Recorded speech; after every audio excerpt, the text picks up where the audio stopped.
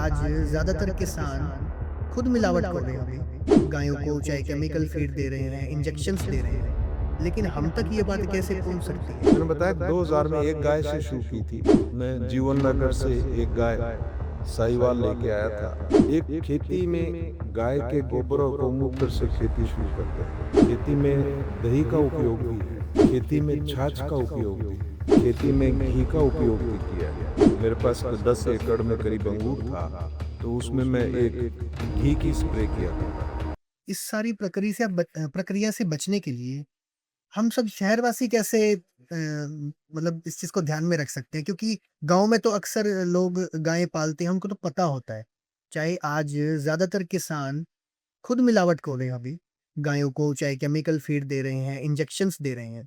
लेकिन हम तक ये बात कैसे पहुँच सकती है? या फिर हम कैसे इस चीज़ से बच सकते हैं?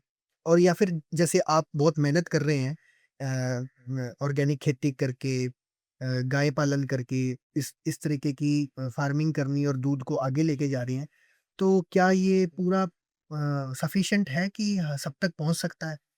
हाँ, निश्चित है पहुँच सकता है। तो मैंने बताया कि 2000 में एक गाय से शुरू की थी। मैं जीवन नगर से एक गाय साहिवाल लेके आया था जी। और तो उस एक गाय से शुरू की और मेरे पास आज से 5 साल 3 साल पहले 100 गाय थी मेरे पास, जी। जिसमें से साहिवाल भी थी, थारपारकर भी थी, राठी भी थी, गिर भी थी। तो सभी तरह की ब्रीड को ये देखा कभी हमारे यहाँ कौन-सी ब्रीड अच्छी चलती है। लेकिन उन सब में एक तो ये अच्छा लगा कि भई राठी सबसे उपयुक्त है, जी। उसके बाद थारपारकर है, फिर उसके बाद साहिवाल है। गिर हमारे लिए उपयोगी नहीं है, गिर की मार्केटिंग ज़्यादा है, लोग गिर की बात करते हैं, लेकिन गिर हमारे यहाँ अच्छी नहीं चल पा रही। अब रहा आपने बताया कि हम अच्छा और कैसे अंदाज़ा तो एक खेती में गाय के गोबर और गौमूत्र से खेती शुरू करते हैं। खेती में दही का उपयोग भी है, खेती में छाछ का उपयोग भी है। मैंने खेती में घी का उपयोग भी किया है, क्योंकि अगर मेरे पास कोई 10 एकड़ में करीब अंगूर था, तो उसमें मैं एक घी की स्प्रे किया करता था। गाय के देसी घी की स्प्रे करता था, तो उसका स्वाद और उसका अरोमा अलग होता था। तो इसका मतलब है कि हमारे सब के लिए गाय का घी अति उत्तम है, क्योंकि सब चीज़ें अच्छी हैं गाय की, कोई गौमूत्र भी गाय का अच्छा है। मैं गौमूत्र का संजीवनी रस नाम से एक गौमूत्र आता है, मैं उसका रोज़ सेवन करता हूँ। जी। गौमूत्र का भी सेवन आदमी को करना चाहिए। जी। लेकिन शहर के आदमी को क्या दूध कैसे अच्छा मिले?